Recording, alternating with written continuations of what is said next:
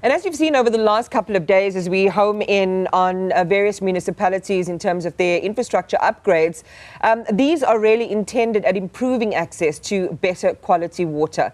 And while they are obviously welcome, they are also causing a number of disruptions related to things like water pressure loss or taps running dry. Here in the country's economic heartland, Gauteng, 13 million residents are affected, and the cost to the provincial GDP is expected to be significant. To discuss the importance of maintenance and some of the issues related to the provision of water in South African municipalities, I'm joined by SALGA. This is the South African Local Government Association's Water and Sanitation Specialist, Lubabalo Luyaba. Good morning and welcome to the program. Thank you very much for your time. This disaster, by all accounts, and I'm calling it a disaster in terms of the historical disruptions, the impact to water supply and so on, has been years in the making through neglected infrastructure maintenance. And then you have this other complication around increased demand through rapid population growth, particularly like here in the province. What's your view of the integrity of the water network across South Africa's municipalities?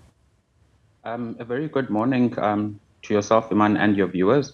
I think my view is, well, there's different views or different perspectives from different sources. If you look at the South African Institute of Civil Engineering, they've got the infrastructure report card that says our infrastructure for water and sanitation in particular is at risk. Then you look at the National Department of Water and Sanitation and their reports, the blue, green, and the no drop. It also suggests the same. And then you look at various perspectives in terms of surveys that have been done by the Water Research Commission, etc. And they also suggest from a community perspective that the infrastructure is not in a desirable state. And then we've got one last perspective from the municipal administration itself through something called the municipal self-assessment. And their assessment over the years has been that the infrastructure is in a critical state. But more helpful is that they identify what the challenges are that are leading to that, to the current state of infrastructure being critical. And those are, very briefly, we've got challenges of operation and maintenance. We've got challenges of revenue collection, impeding municipal ability to actually effectively operate and maintain the infrastructure. We've got obviously wastewater challenges. We're aware of the crises we've got across the country where we've got sewage pollution.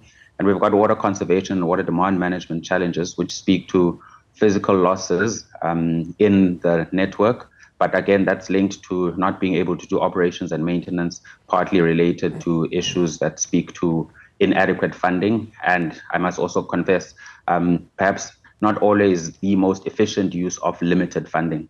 So that would be my overall perspective, informed by those different viewpoints from different data sources. And I want to add to that things like theft as well. The thing is, when we look at leaks, revenue collection, or even theft, these are factors that worsen the picture, as you say, but they are within the ambit of the local municipalities to address. Why do you think they haven't been able to do so successfully and efficiently? That's a great question. So I think let's maybe be a little bit pedantic and define what a municipality is. A municipality is the council, of course, it's the administration and the community. In the process of ensuring reliable and sustainable services, each of those stakeholders has a critical role to play. So when we say municipalities are not playing their role, I hope we mean there's a role that communities ought to play, there's a role that the administration ought to play, and there's a role that the council ought to play, and there's an interdependence between those three. But also on the issue of theft and vandalism, I think, Iman, we are at a point where it has reached the scale of organized crime, which is beyond the competence of local municipalities to look after. In the Gauteng area, we've had incidents where Zamazamas have taken over entire wastewater treatment works and chased off the armed guards that municipalities have deployed. As SALGA, we've elevated this issue to say it is beyond the control of municipalities, and it ultimately results in inefficiency. Because if you look at the amounts that municipalities are spending on security, which is money that could have gone to the actual service, it's getting to a point where it's unacceptable and is really, it constitutes gross inefficiency that needs to be dealt with, not only by local government. So we've got a challenge in that respect. I think what you're talking about also speaks to the concept of collaboration. And you're right when you say, in breaking down all of the stakeholders in a municipality, everyone has their role to play. We know that on the consumer side, it's the way that people manage their consumption, which is really important. But I want to go back to the issue of collaboration when it comes to bringing into these municipalities the things that they can do to beef up how they manage both the infrastructure maintenance and the revenue collection, for example. How well utilized are experts, from your point of view, in the local municipalities to be able to do their jobs more efficiently? I know it's complicated by the changing administrations, the political directions they might want to go, or the implementation of systems that don't last very long before they're replaced with new things. So there's a little bit of incoherence on the administrative side potentially. But how can they use what's immediately available to them to be able to do the triage that's needed, at least in the short term? So the triage, in a very simple manner, we could speak of a concept called infrastructure asset management that says build new, but look after existing and do all of that in a sustainable manner. The basis for doing that is credible and comprehensive data that enables evidence-based decision-making. So at a national level, what has been done to facilitate that in the conditional grants that fund municipalities, there's an increasing recognition that a funding model that is exclusively focused on backlog eradication, i.e. encourages building of new and not putting enough aside for looking after existing, that is being looked at so that we create an environment where municipalities can strike that balance between new and existing. From the perspective of research, a lot of work is being done with the Water Research Commission, looking at various ways at which we could collaborate and innovate to resolve our pressing challenges. As you would know, we've got different categories of municipalities. So you've got your urban, peri-urban, and very rural. And so the solutions for those are distinct, as the stakeholders in those are distinct, because the challenges are distinct. So work is being done to come up with those differentiated solutions. But a very big project that SALGA, the Development Bank of Southern Africa, and the Department of Water and Sanitation have been working on is the National Water Partnership Office that seeks to streamline or create a process by which the private sector can be more involved in public infrastructure, specifically municipal water and sanitation infrastructure investment and ultimately management, to complement and supplement what municipalities do not have for various reasons. So those are the sort of things that are high level that are being done, but we're fully aware that municipalities alone cannot do it. One sphere of government alone cannot do it. And indeed, government alone cannot do it. So we're looking to research institutions, the private sector, non-governmental organizations, etc., to try and collaborate. But I must concede, Iman, a big challenge that we've got and something we must overcome is this trust deficit. It's difficult to collaborate where there is no trust. You find that sometimes the private sector does not trust the state does not trust the private sector for various reasons. So one thing we've got to really work hard at if we want to optimize and maximize collaboration is building this trust that says what we all want at the end of the day is to ensure that there's reliable and sustainable water and sanitation services to all in South Africa. You know, Lubabalo, when you speak, and, you know, we've been in different fora, had different guests and experts on the issue of infrastructure, and you share the story of how some of that collaboration is already happening, that all municipalities, for example, are not created equal. All of the stuff that we talk about almost at, you know, policy or even a philosophical level, if it doesn't alter materially the historical lived experience of people, and we've had our reporters in places like N Street in Makhanda, for example, who historically have been dealing with issues around water provision, sewage maintenance of the infrastructure, or even in Mpumalanga. Everything that we say at that level is not translating to, again, it's not a problem that was created yesterday or 2 years ago. Talking about in some communities more than 6, sometimes even 10 years, living with the same complaints and the same headaches.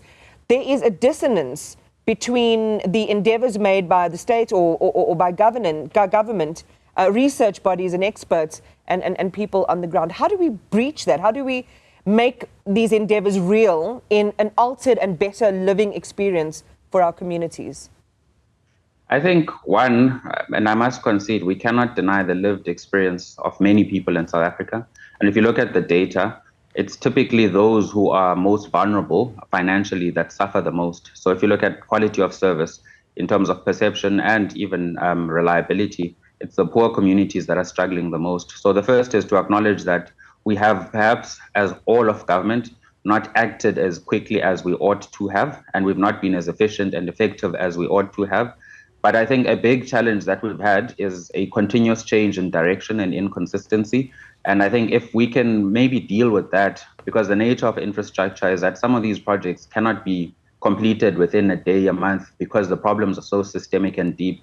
But when you keep changing the script or the playbook, if you will, you end up not having the impact that you would like to have. And you also end up in a situation where continuous improvement is almost impossible because you never finish a particular program that you've started. So I think stability at a policy implementation and even governance level, and consistency and continuity is perhaps where we've fallen short, and where looking forward we'd really need to improve if we are to change and improve in a meaningful way the lives of those who are most vulnerable and have been suffering. You know, what you're saying speaks to provincial government, and we're all talking about a government of national unity, a grand coalition, whatever term you kind of land on. The reality is that when it comes to local government specifically, the point that you've just driven home in that last comment is that we do need continuity. We need that stability. It's got to be less about coalitions and partnerships of expediency and political survival. They've got to make those commitments to stay in the role or to stay on a course of action for an extended period of time. As you say, some things need, a longer period of time to come to fruition. Indeed. I won't comment on politics as I'm not a politician, but I think as a voter, we share that frustration. And we've seen the degree to which instability at a political level has not assisted municipalities. And one would hope that those lessons have been learned, and as we move forward, we will not have those challenges. And I think we must also acknowledge the good work that is happening. I think certain changes are being put in place where the issue of people being on 5-year contracts is being revisited, and senior management in municipalities, and a lot of municipalities have started to go in this direction, are now being employed on a permanent basis, because what that allows is that continuity, at least at your senior management level, so that whatever happens at the top, as democracy would have it and as is correct, it does not deter or disturb what the administration is trying to do. Because as I said, in the end, all we want to see is reliable and sustainable services being rendered. So I think the changes that are happening in that space are going to be, we may not immediately see the results, but I certainly think that they're going to assist us. Because you have a person who's there for 5 years, in the first 2 years, they're still catching up. When they are finally starting to get the programs going and they're familiar with the systems, it's year 4 and they're already thinking, oh, my term is going to be ending, I should be looking for a new job. And then a new person comes and they start all over again. But so I think dealing with that certainly will assist us, but time will tell. But I think it's a move in the right direction. Before I let you go, just one quick thing. The stark absence of the use of IoT and new technologies, both in, leak detection or in data science and data sharing to manage these systems more efficiently. You don't often hear that. What can you tell us about how they are improving or, accessing and utilizing technology that is there that will make our lives a lot more efficient in whether it comes to revenue collection, but also in the system itself, early warning systems? I think a lot of work in that regard is being done, but the painful lesson that we've learned is you cannot automate what you have not mastered at a manual level. So automating revenue collection when the process is not understood and internalized is actually a waste of money because it's not going to work. And also another prerequisite for the use of IoT, etc., is credible and reliable data that allows you to make those decisions and have those insights and have confidence in what's in front of you. So I think a lot of work has gone into improving that side, which I would call a prerequisite.